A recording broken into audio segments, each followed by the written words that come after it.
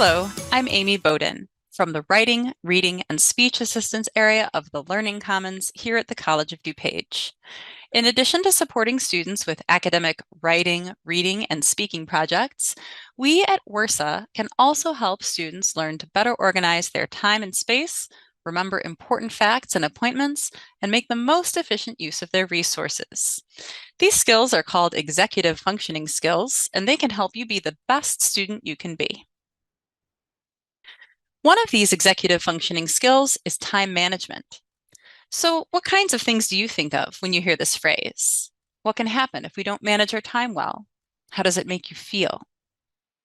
If you've ever felt like the man on this slide, we will learn some strategies to help you feel better and get more done.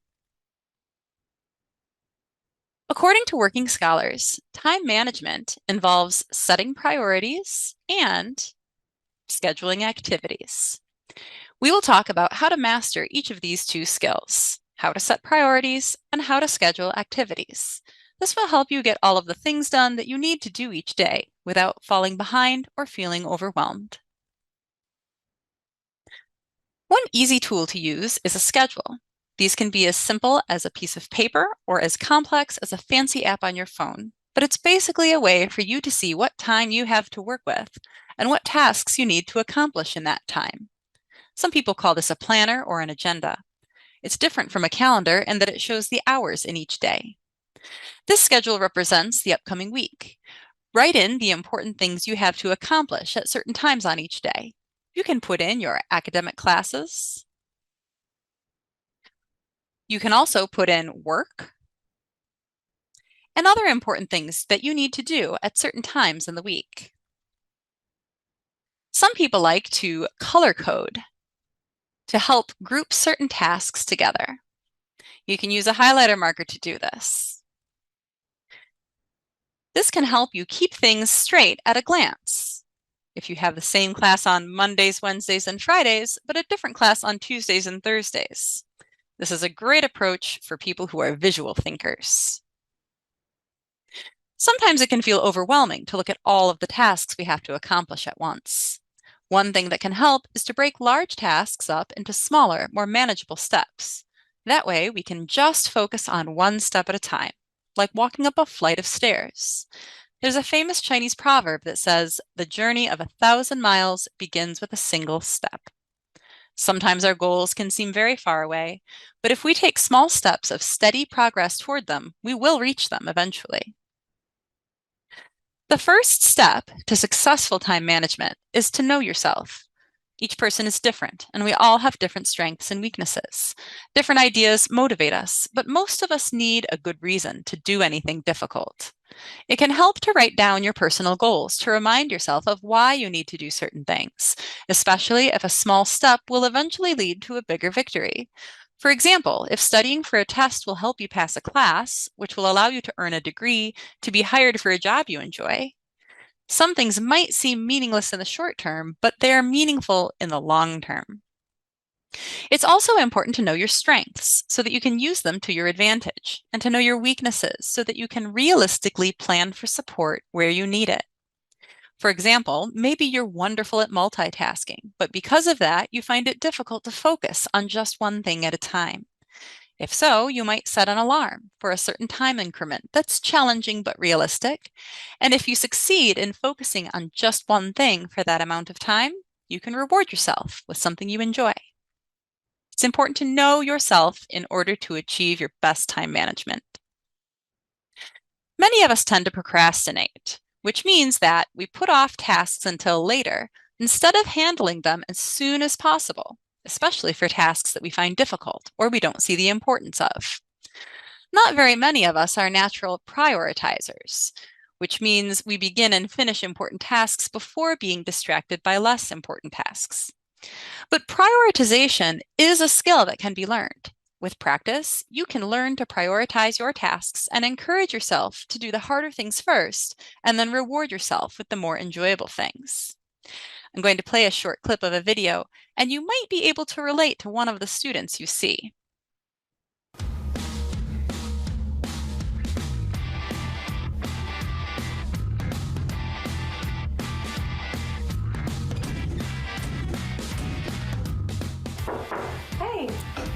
Hey, do you want to go get coffee or something? Oh, I'm working on that history paper. Aren't you working on it as well? Yeah, I don't know. I just can't focus right now. Oh, I thought you loved writing papers. I'm going to do it later. I work well under pressure.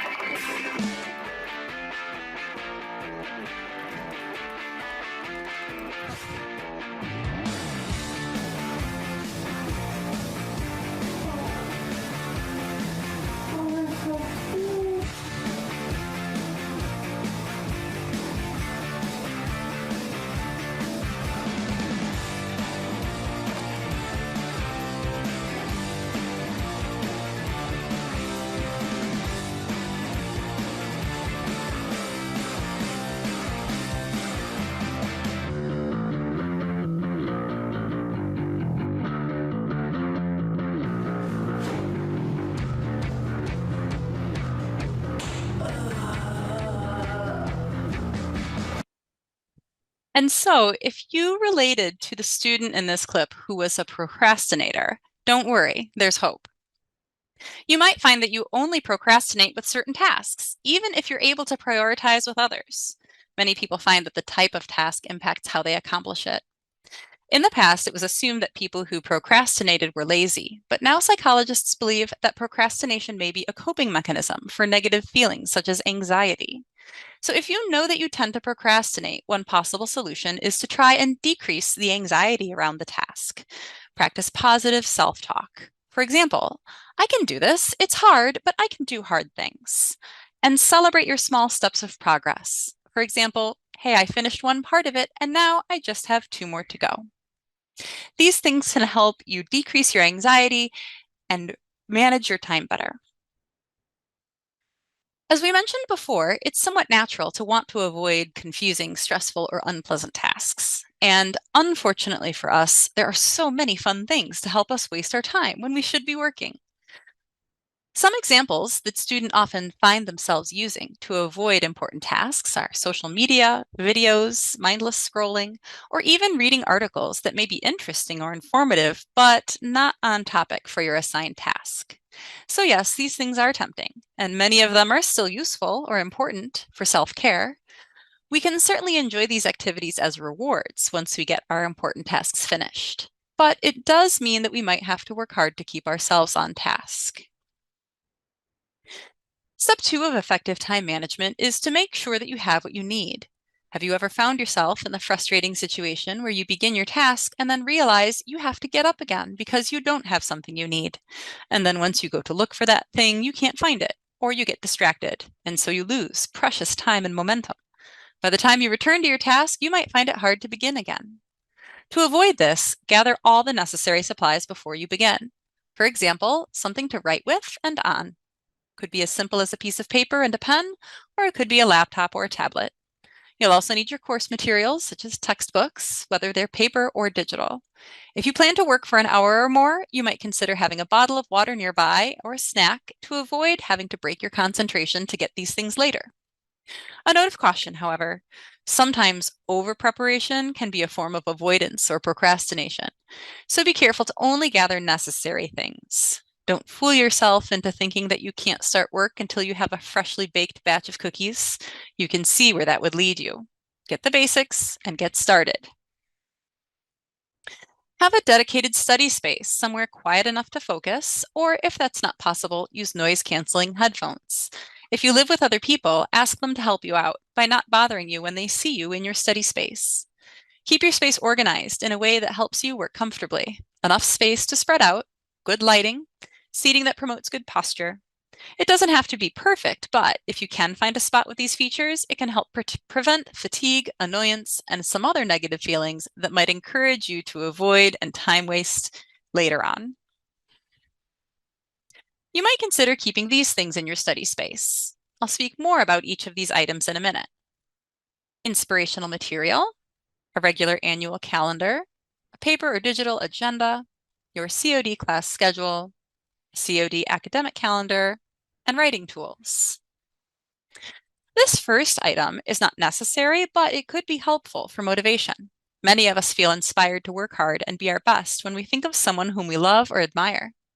If you have a role model or a hero or someone who you'd want to make proud, perhaps hanging their picture nearby could help you remember to stay focused. You might hang a quote from your favorite person. One student I knew kept a picture of his young daughter above his desk with the written reminder, "Do it for her." Or if not a specific person, you might write out an inspiring phrase, a song lyric, or a goal you hope to achieve. Some people make vision boards that help them identify and visualize their goals.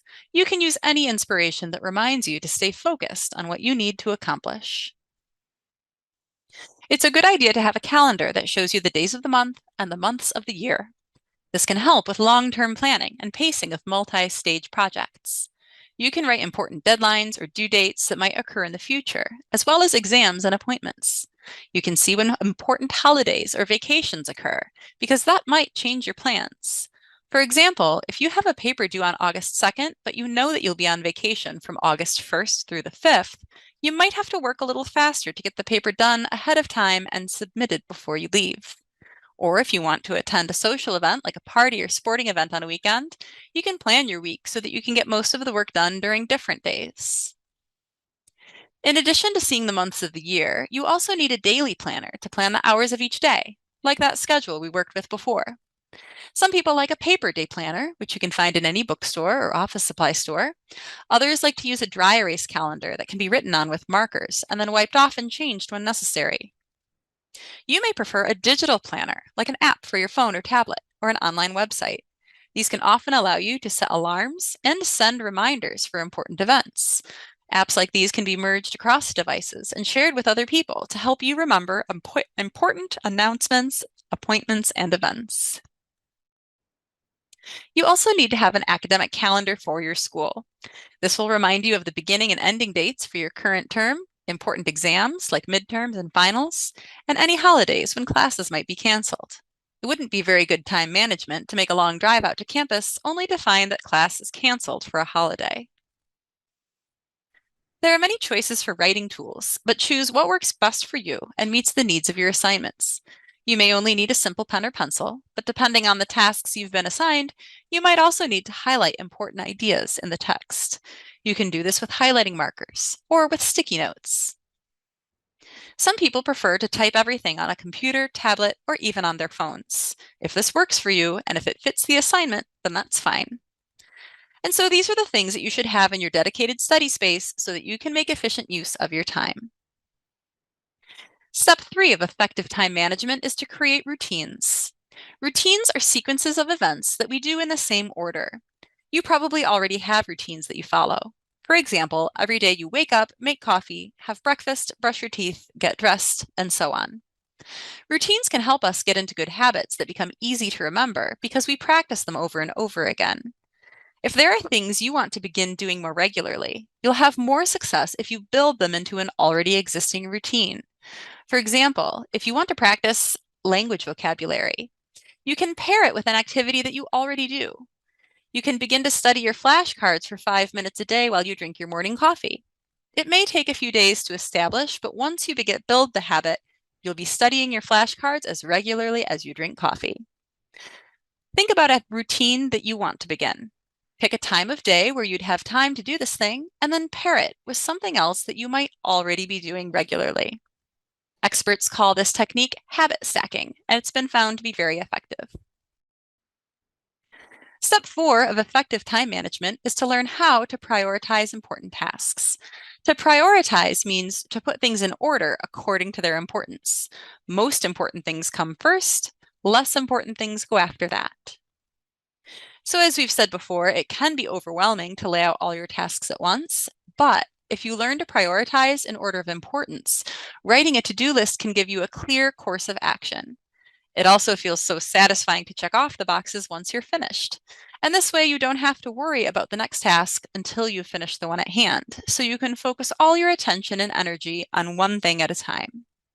You begin by writing down everything you need to accomplish on any given day.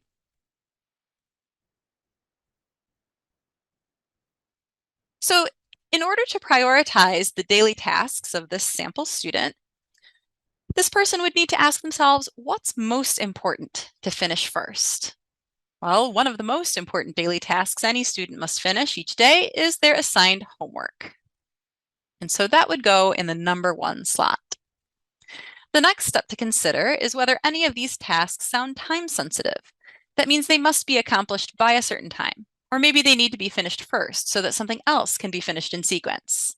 Let's say this person has made an appointment with a WRSA coach, and that appointment is non-negotiable. It's got to occur when it's scheduled. And so that should go next on the to-do list. If that student made the WRSA appointment in order to finish planning and writing a presentation, then it would make sense to practice that presentation after it was planned. After you've sorted the most important and time-sensitive tasks, you can arrange the rest of the tasks in order of their importance. There are many things on this list that are important for different reasons, but it helps to think logically about when they should be done and why. For example, maybe it's important to buy milk, but when you decide to go might depend on how long the store stays open, how far away it is, and when it makes the most sense to fit that into your schedule. Step 5 of effective time management is to be realistic. If we set realistic goals, we're more likely to accomplish them. When we set goals, we should be realistic about the level of skill and expertise required to achieve success, and also the amount of time the goal will take to accomplish. It's important to be realistic about your skill and experience levels when you begin something new. Be patient with yourself and give yourself time to grow. It's a process. These pictures show a metaphor for the learning process. In this first picture, a small baby struggles to lift a heavy rack of weights. It's unrealistic to expect a small baby to lift this much weight. He's not likely to experience success. For now, he needs to set a smaller goal if he's going to actually have a chance to achieve it. In the second picture, a grown man has successfully lifted the same amount of weight. Maybe this is the same baby many years later, but now he's built enough skill and experience to actually achieve this goal. This metaphor can relate to your academic goals. If you're learning a new skill, be patient with yourself. Set small goals that match your level of skill and experience. There's nothing wrong with having big dreams that you'd like to reach eventually, but each big dream can be broken down into many smaller steps. Remember the staircase metaphor from earlier? Each step in that larger staircase you climb is a realistic goal that you set and then achieved. For example, if you want to earn your doctorate degree and publish books someday, that can absolutely be a big goal that you set. But what it might mean for now is that you figure out what small goals are achievable that will eventually lead to that long-term goal. Doing well in each of your classes here at COD is an important step that will lead you to more steps on the way to that goal. It's also important to be realistic about how much time something will take. Again, we must be patient with the process. If you have unrealistic expectations about how fast you want to see success, you'll be frustrated and you might give up before you reach your goal. Here's another metaphor. In the first picture, a woman wants to lose 10 pounds, but she wants to achieve that weight loss in only 3 days, which is not realistic or healthy. If it doesn't happen this quickly, she might give up and stop trying. In the second picture, she set a more realistic timeline for her plan, 3 months instead of 3 days. And so she's more likely to achieve success. She probably realizes that there are many small steps along the way, like losing 1 pound per week. She'll measure her progress along the way and feel proud of herself for making steps toward her goal. She'll take time to establish good habits, which she'll be more likely to continue. This metaphor can be applied to your academic goals. In order to set yourself up for success, make sure you know how long it takes to do things well. If you need to write a 10-page research paper, it's not a realistic goal to expect to finish it perfectly in one night. Instead, like the woman in the second picture, be realistic about how long it might take to accomplish your goal in a healthy and sustainable manner. This goes back to our earlier discussion about planning ahead using calendars and daily agendas.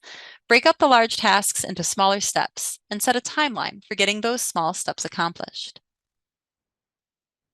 Step 6 for effective time management is to know how much time it takes to set yourself up for academic success. I'm going to show you a formula called the 1 to 3 formula. Even though there's never a way to guarantee what grade you'll earn in any given class, here we're using the symbol of the A+ to represent successful learning. And like most formulas and recipes, you may adjust it according to your individual needs. But the approximate idea here is that for every 1 hour of class you attend, it will probably take about 3 hours to properly review, study, and complete all of the assigned homework for that class. Again, there are many things that might affect this formula, so it's more for roughly estimating how much time to expect to spend in order to do well.